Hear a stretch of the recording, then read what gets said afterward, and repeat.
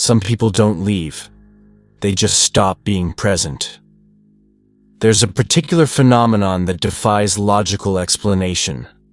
When someone goes from emotionally present to emotionally distant overnight. Not over months. Not through a slow fade. Overnight. And the most unsettling part isn't the speed of the shift. It's the absence of any visible reason for it. No argument preceded it. No mistake was made. Nothing was said or done that could justify the sudden change in emotional temperature. This is where relationship psychology confronts one of its most confusing patterns. The abrupt emotional withdrawal that feels instantaneous, even when the internal process behind it may have been building silently for weeks. One day, the person is warm, engaged, consistent. The next, they're cold. And the psychological dynamics at play operate entirely beneath the surface, invisible to the person on the receiving end. Understanding the psychology behind going cold overnight requires separating what feels sudden from what actually is. Because while the shift appears abrupt, the emotional behavior that led to it rarely begins the moment it becomes visible.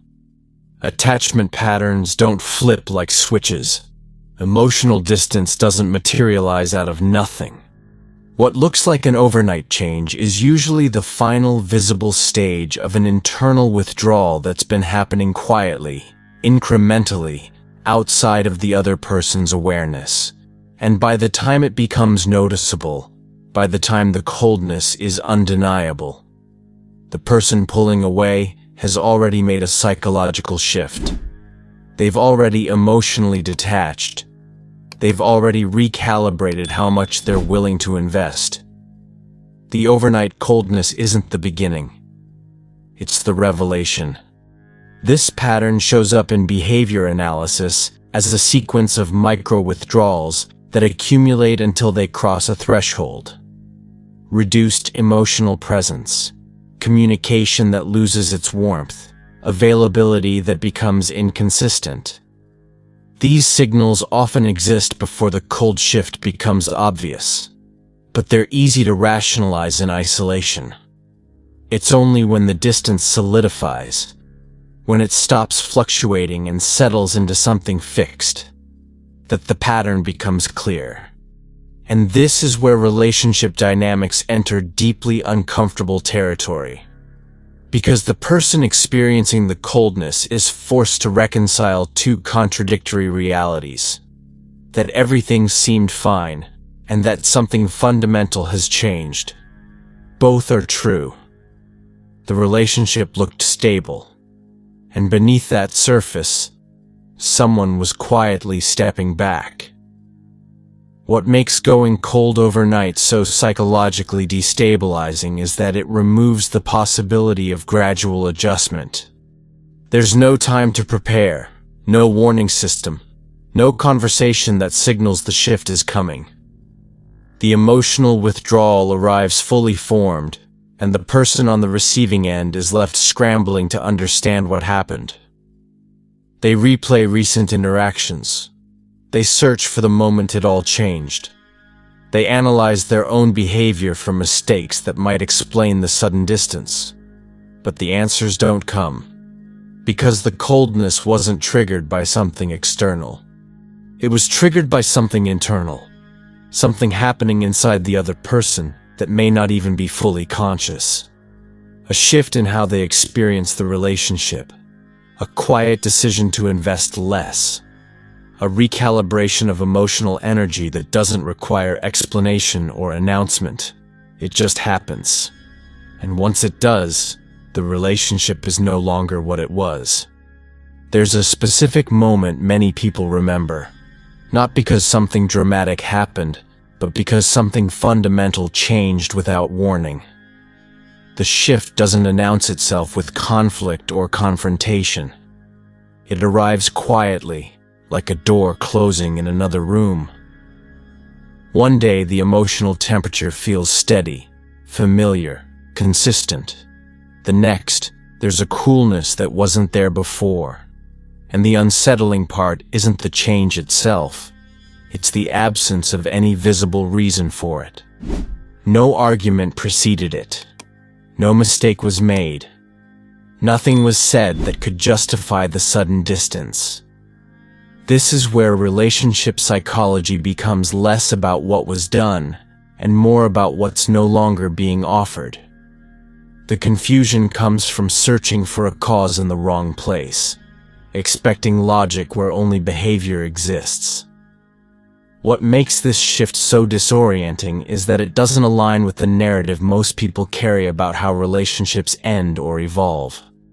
There's an expectation that emotional withdrawal will be preceded by dissatisfaction, tension, or at least a conversation. But attachment patterns don't always follow that script. Sometimes the detachment begins internally, in silence, long before the other person is even aware. The individual pulling away may not fully understand it themselves. They might still show up physically, still respond when spoken to, still maintain the structure of connection. But the emotional investment has already started to recede, and this creates a gap, one that the other person can feel but can't yet name. It's not anger, it's not sadness, it's something more hollow, a quiet absence where presence used to be. This is the point where behavior analysis becomes critical, because words will continue to say one thing while actions communicate another. The person withdrawing may reassure verbally, may even seem apologetic for being distant, but their emotional behavior tells a different story. They're not moving closer. They're not initiating. They're not restoring what was lost. And this contradiction between what's said and what's done becomes the first real evidence that something has shifted beneath the surface. It's not about a single moment. It's about the pattern that's beginning to form. A pattern that, at this stage, still feels reversible, still feels like it could be a misunderstanding. But the body already knows. The instinct already senses it. Something foundational has changed, and the emotional ground is no longer solid. The mind will try to solve this by looking backward, analyzing recent conversations, reviewing behaviors, searching for the moment it all changed. But that moment is almost always invisible, because emotional distance doesn't start with an event. It starts with a feeling, a quiet recalibration of investment, a shift in how someone experiences the relationship, often without conscious decision. And by the time it becomes noticeable to the other person, it's already been happening for a while. What feels sudden is only the moment it became visible. What was actually gradual was the internal withdrawal that preceded it. And now, without explanation, the relationship dynamics have entered a new phase, one where clarity is replaced by ambiguity, and the next move is unclear. The messages still arrive, the responses still come. On the surface, communication hasn't stopped, it simply changed temperature. The words are there, but the warmth behind them has disappeared. Where there used to be texture, nuance, spontaneity, there's now something flat, functional, measured. It's not that the person has gone silent. It's that the quality of their presence has shifted into something mechanical. They answer questions. They acknowledge what's said. But there's no expansion, no curiosity, no emotional reciprocity. This is where psychological dynamics start to reveal themselves, not through what's absent, but through what's been stripped down. The structure of connection remains, but the substance has quietly drained away. And this creates a strange cognitive dissonance, because technically, nothing is wrong. But emotionally, everything feels off. What makes this so confusing is that cold communication often masquerades as normalcy. The person isn't being cruel. They're not lashing out. They're not creating conflict. In fact, they may be going out of their way to appear stable, composed, even kind. But kindness without warmth is still distance. Politeness without investment is still withdrawal. The tone might be neutral, but neutrality in a place where intimacy once existed feels like erasure. This is a behavioral pattern that operates beneath conscious awareness for both people. The one pulling back may genuinely believe they're still engaged. They're still responding after all, still showing up in the conversation. But engagement isn't measured by presence alone. It's measured by energy, by initiation, by the willingness to go beyond what's required. And that willingness has disappeared. The other person begins to notice the absence of certain things that used to happen naturally. The jokes don't land the same way. The vulnerability isn't reciprocated. Questions are answered, but new ones aren't asked. There's no emotional expansion, just containment. And this is where relationship patterns start to feel like evidence. One cold response could be stress. Two could be a bad day. But when the coldness becomes consistent, when it stretches across days or weeks without explanation, it stops being circumstantial. It becomes the new baseline. The emotional temperature has dropped, and it's staying there. This isn't a phase. It's a recalibration. And the person on the receiving end starts to feel it in their body before they can articulate it in their mind. Something fundamental has shifted in how they're being related to. What's particularly destabilizing is that this kind of communication breakdown doesn't invite confrontation. It's too subtle, too deniable. If questioned, the person can point to the fact that they're still talking, still responding, still technically available. But availability without presence is a hollow form of connection, and the one experiencing the coldness is left in a difficult position, trying to articulate a problem that doesn't have clear language yet. How do you explain that someone feels different when their words haven't changed? How do you name the absence of something that was never promised, but always felt? This is where emotional behavior becomes the only reliable compass. And right now, that compass is pointing towards something that hasn't been said out loud yet. Presence isn't just about being there. It's about how someone occupies the space they're in, emotionally, mentally, energetically. And when that presence begins to fade, the distance it creates is immediate. It doesn't build gradually. It lands all at once, even if the withdrawal itself has been slow. The person is still physically reachable. They still exist within the relationship structure. But something essential has pulled back. They're no longer leaning in, no longer meeting halfway, no longer filling the emotional space they used to occupy without effort. And this absence is felt before it's understood. The body registers it first, a tightness in the chest, a heaviness in the silence, a feeling that something is missing, even when nothing has been explicitly taken away.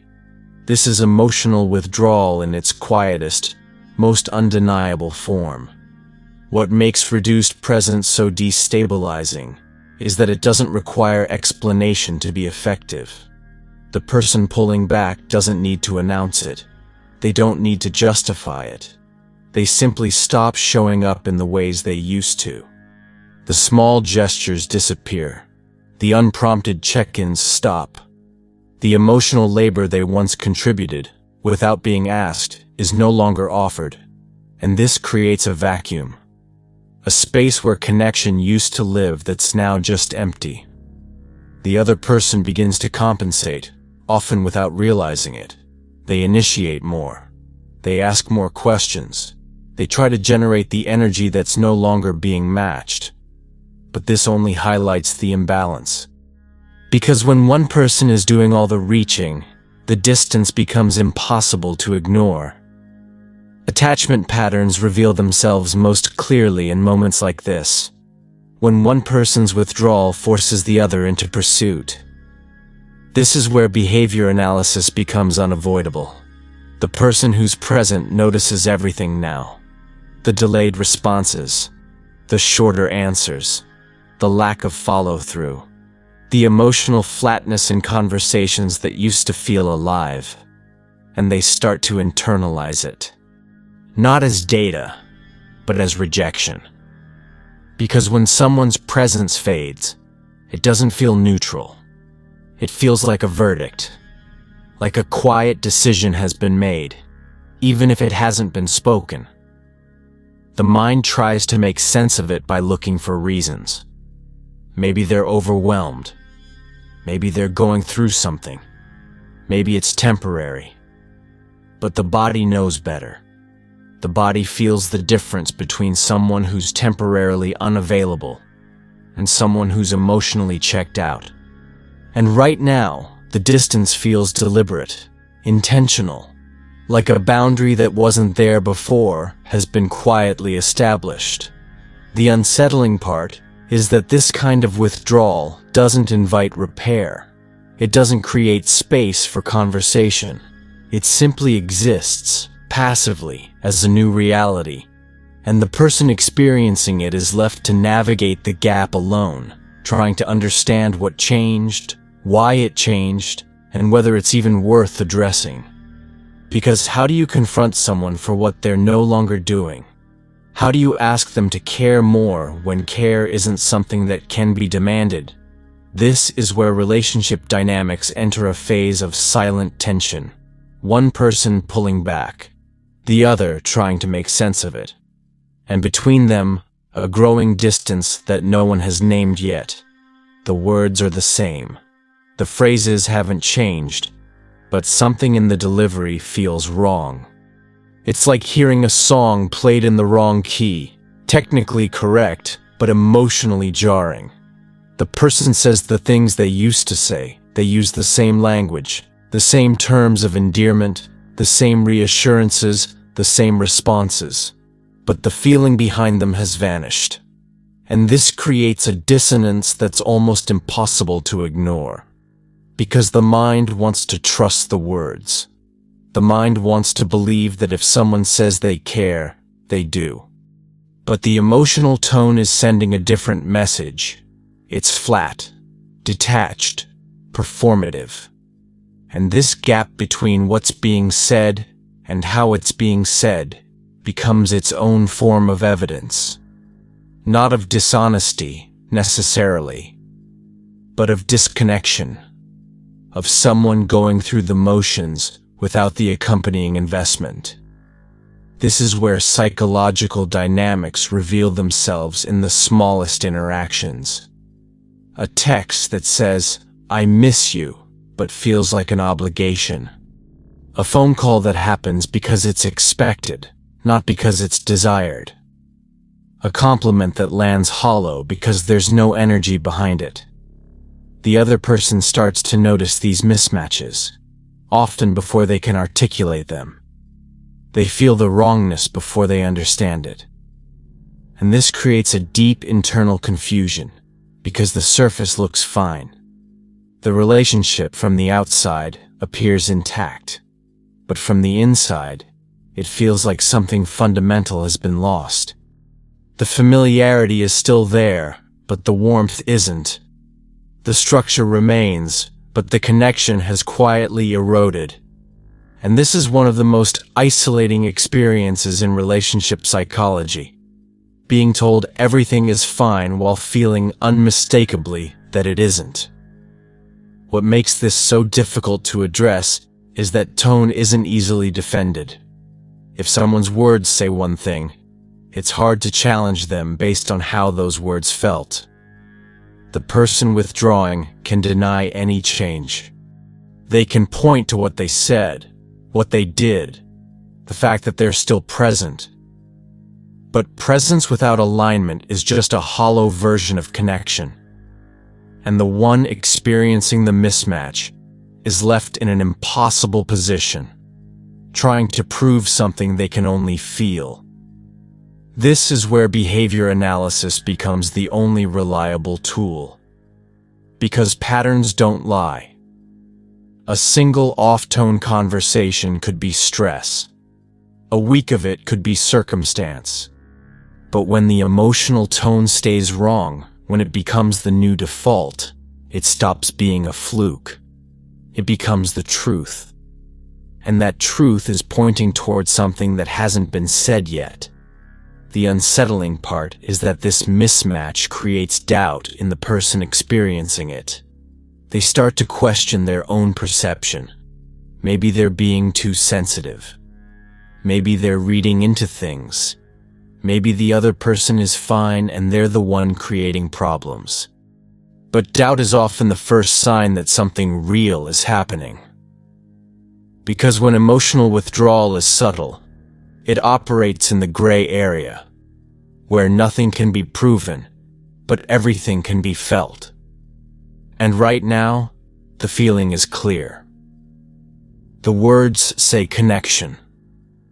The tone says distance. And somewhere in that gap, the relationship has begun to shift into something unrecognizable. Availability used to be predictable. Not rigid, not scheduled, but reliable in a way that created safety. The person showed up when they said they would. They responded within a time frame that felt natural. Their presence was steady enough to be trusted. But now, something has shifted. The availability has become inconsistent, unpredictable. And this inconsistency creates the first real internal doubts. Not about the relationship as a whole, but about whether the other person is still emotionally invested. They're available sometimes, absent other times. And there's no clear pattern to it. No explanation that makes it make sense. This is where attachment patterns begin to activate in uncomfortable ways. Because inconsistency doesn't just create confusion. It creates anxiety. And that anxiety starts to rewire how the relationship is experienced on a daily basis. What makes inconsistent availability so destabilizing is that it forces constant recalibration. The person on the receiving end can't settle into a rhythm. They don't know when they'll hear back. They don't know if their message will be acknowledged or left hanging, and this uncertainty begins to shape their behavior in ways they don't always recognize. They start to monitor their own communication. They second-guess when to reach out. They wonder if they're being too much, too needy, too demanding. And this is where emotional behavior starts to shift. Not because anything explicit has been said, but because the absence of consistency creates doubt. And doubt, left unchecked, becomes internalized as inadequacy. The mind starts to believe that the inconsistency is a response to something they did wrong, rather than a reflection of the other person's withdrawal. This is the point where behavior analysis becomes unavoidable. The person notices everything now. How long it takes to get a response. Whether the other person initiates or only reacts. Whether their availability increases when it's convenient and disappears when effort is required. And these patterns start to tell a story.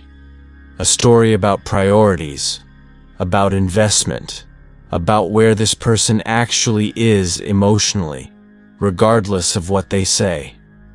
Because availability isn't just about time, it's about willingness. And when someone is willing, they find a way. When they're not, they find an excuse.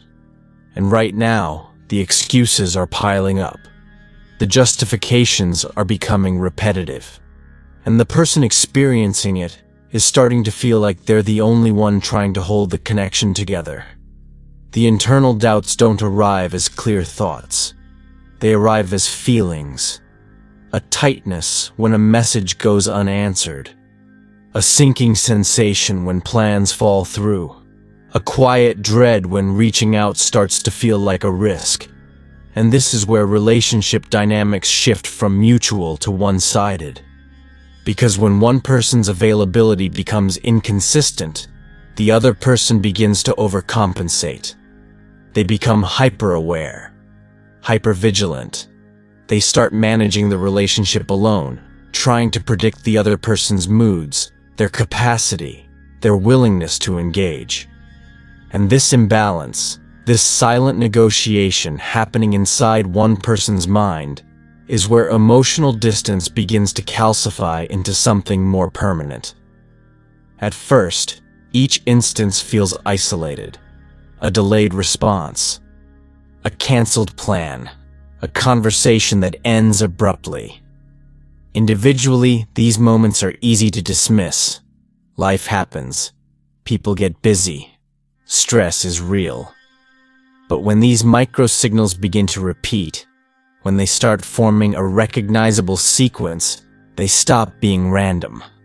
They become a pattern. And patterns, in relationship psychology, are far more reliable than words. Because words can be managed. Behavior, especially over time, reveals what's actually happening beneath the surface. The person withdrawing may not even be fully aware of what they're doing. But their actions are consistent. Consistent in their distance. Consistent in their reduced effort. Consistent in the way they've quietly recalibrated how much they're willing to give.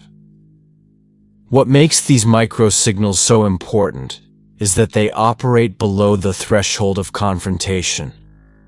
None of them on their own justify a conversation. None of them are dramatic enough to call out directly. But together, they create an unmistakable reality. The emotional presence is shrinking. The initiation has stopped.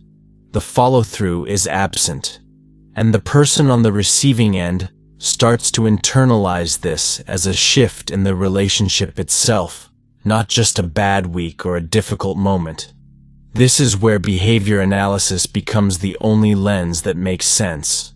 Because if you focus on any single event, it's easy to rationalize.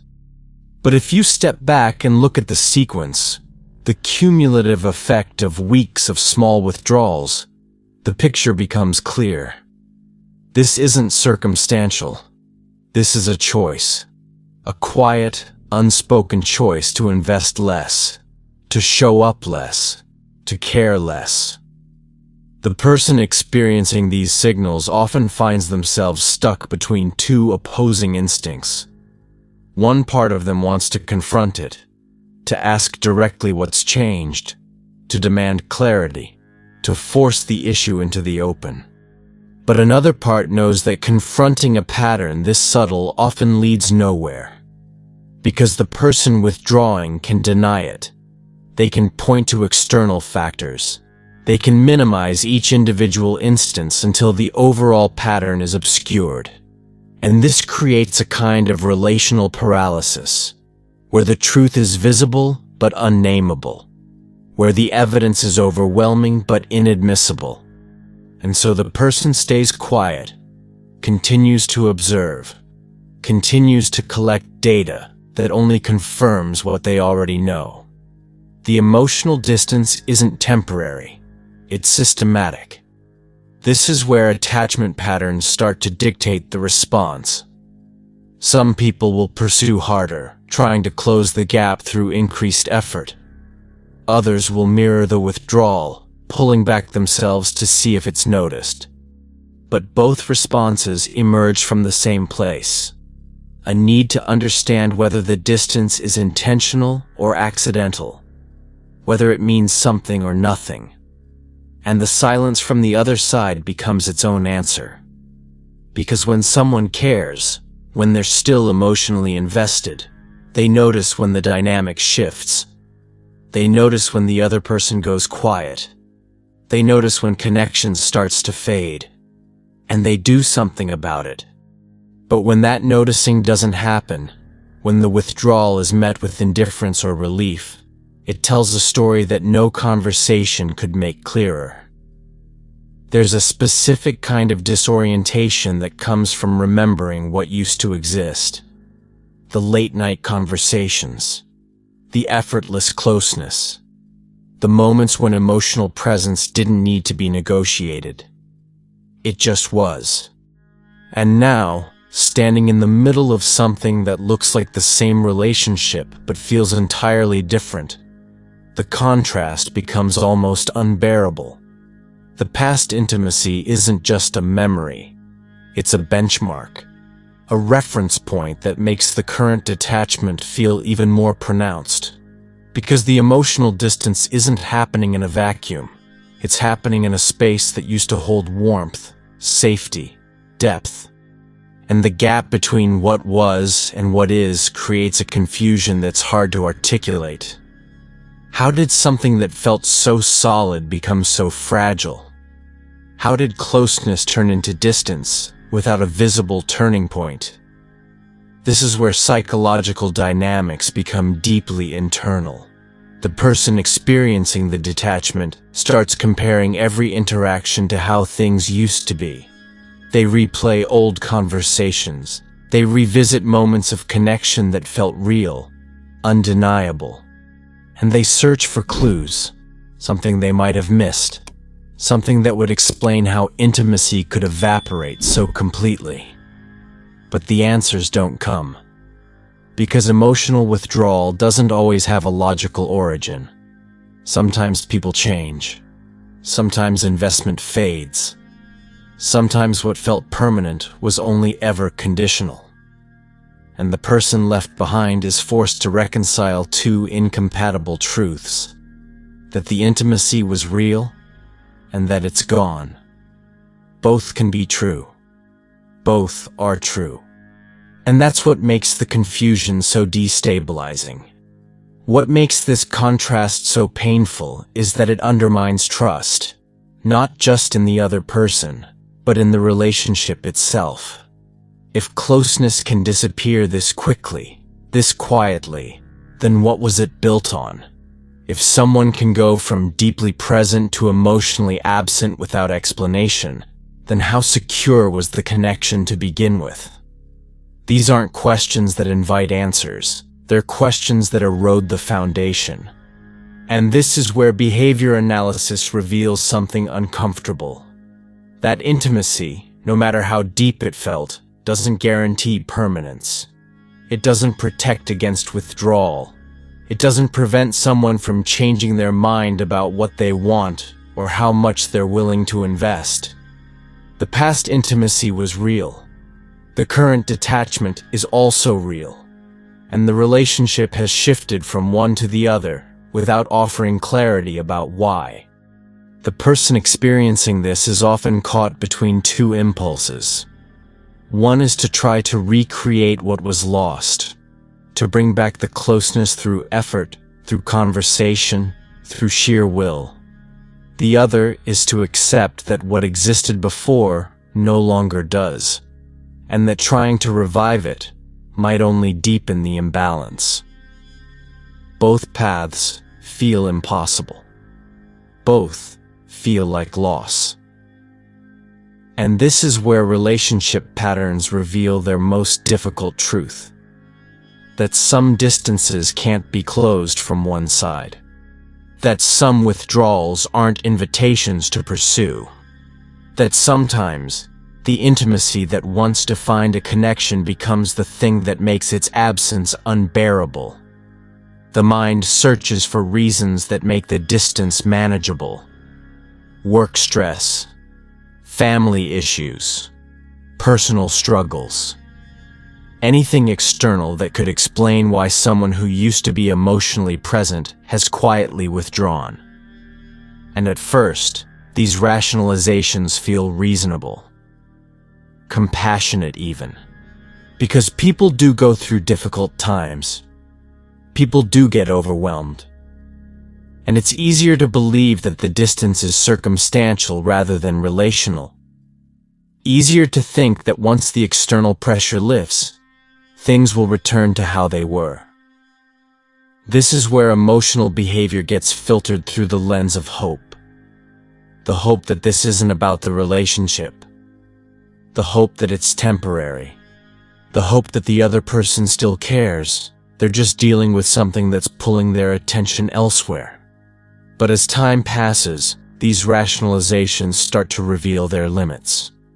Because if the distance were truly situational, it would shift when the situation changed. If it were truly about stress, there would be moments of reconnection when the stress eased, but that's not what's happening. The distance remains constant. The emotional withdrawal persists regardless of external circumstances. And this is where behavior analysis becomes unavoidable. The pattern isn't correlating with any external factor. It's not tied to a specific event or stressor. It's just there, steady, unmoving. And this consistency points to something deeper, something internal, something relational, something that has less to do with what's happening around the person and more to do with how they've chosen to show up in the relationship. What makes this realization so difficult is that it requires letting go of the narrative that offered comfort. It requires accepting that the distance might not have a fixable cause, that it might not be about something external at all, that it might simply be a shift in how the other person experiences the connection, a shift they haven't communicated, haven't explained, and may not even fully understand themselves. This is where relationship dynamics enter a painful phase. Because once the external rationalizations fall away, what's left is a harder truth. That someone can change how they feel without warning, without reason, without anything the other person did or didn't do. And that truth is destabilizing. It removes control. It removes predictability. It leaves the person experiencing the withdrawal with nothing to fix, nothing to adjust, nothing to do, except sit with the reality that they're no longer being met in the way they once were. The mind will resist this. It will continue searching for alternative explanations.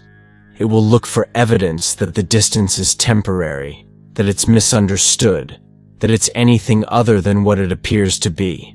But the body knows. The instinct knows. The emotional withdrawal isn't situational, it's relational.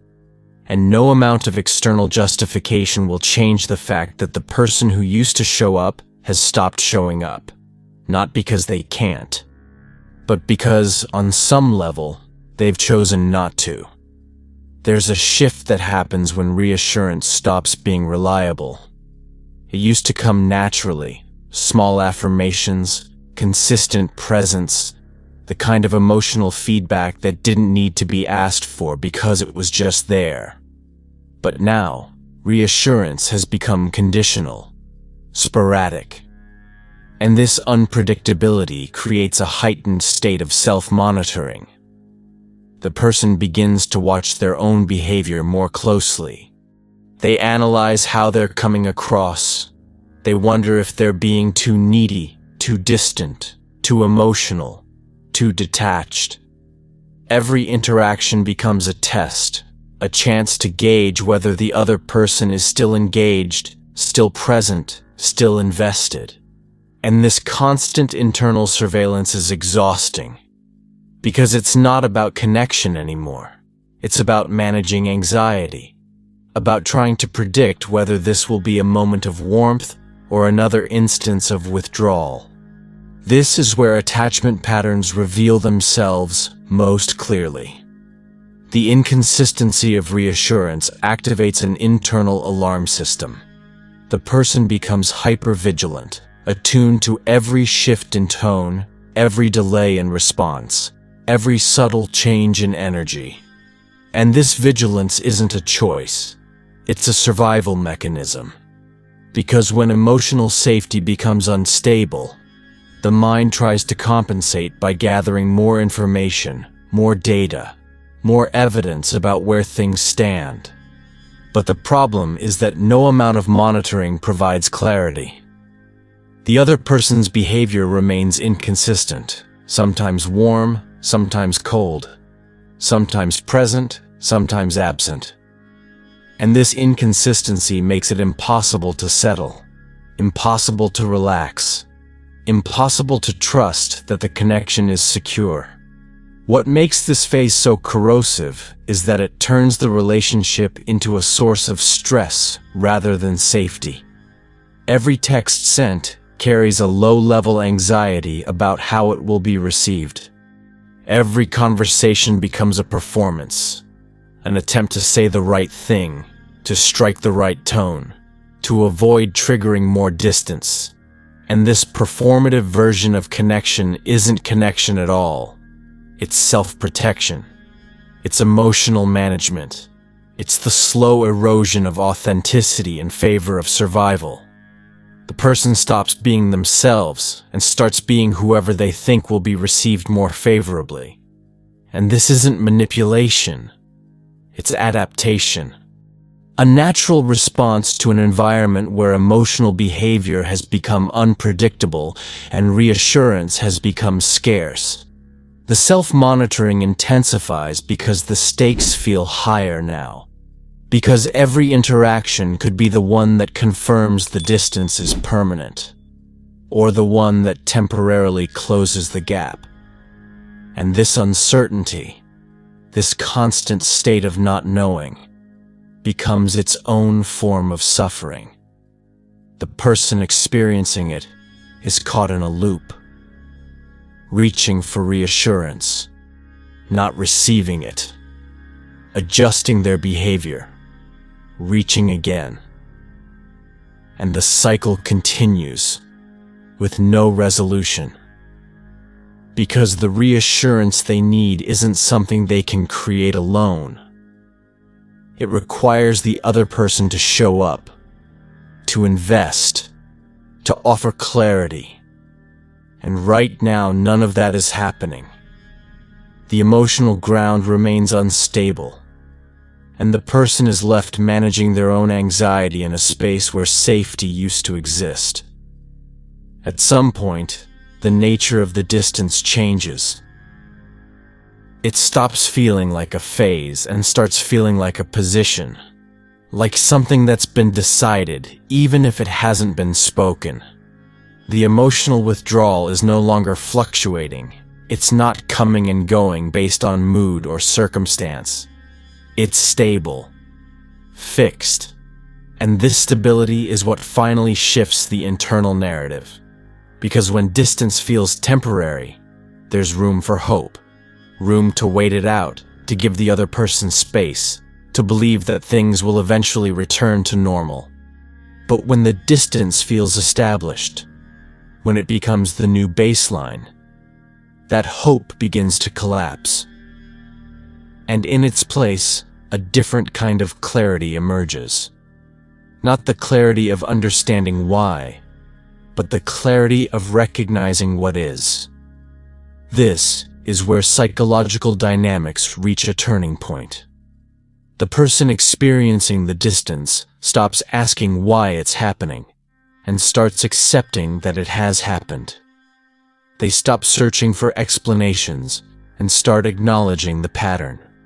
The emotional presence isn't coming back. The warmth isn't returning. The investment has been quietly withdrawn, and it's not being restored. And this recognition, as painful as it is, brings a strange kind of relief. Because uncertainty is exhausting. Not knowing is corrosive. And even though the truth is hard, it's at least something solid to stand on. The distance isn't temporary. It's real. And it's been real for longer than the person wanted to admit. What makes this recognition so difficult is that it forces a decision. Because once the distance is understood as established, staying in the relationship means accepting it. It means adjusting to a version of connection that feels incomplete, imbalanced, emotionally hollow. And some people will make that adjustment. They'll lower their expectations. They'll stop reaching. They'll recalibrate what they're willing to accept. But others will recognize that established distance isn't something they can live with. That a relationship where emotional presence has been withdrawn isn't a relationship they want to stay in. And this is where behavior analysis becomes personal. Where the question shifts from what's happening to what am I willing to accept? The emotional distance has solidified. The withdrawal has become the norm. And the person on the receiving end is left standing in a relationship that no longer resembles what it once was. The intimacy is gone. The presence has faded. The investment has quietly disappeared. And now, the only question left is whether to stay in something that feels like a shadow of what it used to be, or to walk away from something that's already ended in everything but name. The psychology behind going cold overnight isn't about cruelty. It's not about malice or intentional harm. It's about a quiet internal shift that one person experiences while the other is left in the dark. And what makes it so difficult to process is that by the time the coldness becomes visible, the emotional withdrawal has already solidified. The distance isn't negotiable. It isn't temporary. It's established. And the person on the receiving end is forced to accept a reality they didn't see coming. That someone they trusted to stay present has quietly stepped back without explanation, without warning, without offering clarity about what changed or why. This pattern reveals something uncomfortable about human behavior. That people can detach emotionally long before they detach physically. That investment can fade silently. That presence can be withdrawn without announcement. And the person experiencing it is left navigating a relationship that no longer resembles what it once was. The warmth is gone. The effort has disappeared. The emotional reciprocity that used to exist has been replaced by something hollow. And standing in that space, trying to make sense of it, is one of the loneliest experiences relationship dynamics can produce. Because the coldness isn't just about distance. It's about the absence of acknowledgement, the refusal to name what's happening, the silence where clarity should be. What's left isn't closure. It's recognition. The recognition that someone has already made a decision, even if they haven't said it out loud. The recognition that the relationship has shifted into something unrecognizable. And the only choice now is whether to stay in something that feels incomplete, or to walk away from something that's already ended in everything but name. The psychology behind going cold overnight doesn't offer answers. It only offers awareness. And sometimes, that awareness is the only thing that makes moving forward possible. But here's what most people miss. The coldness didn't come out of nowhere. It only felt that way to one person. And if you want to understand why the shift seemed so sudden, why you didn't see it coming while the other person had already emotionally checked out, you need to watch the previous video. Why the breakup only felt sudden to one person. Because that video breaks down the psychological gap between how one person experiences the end and how the other does.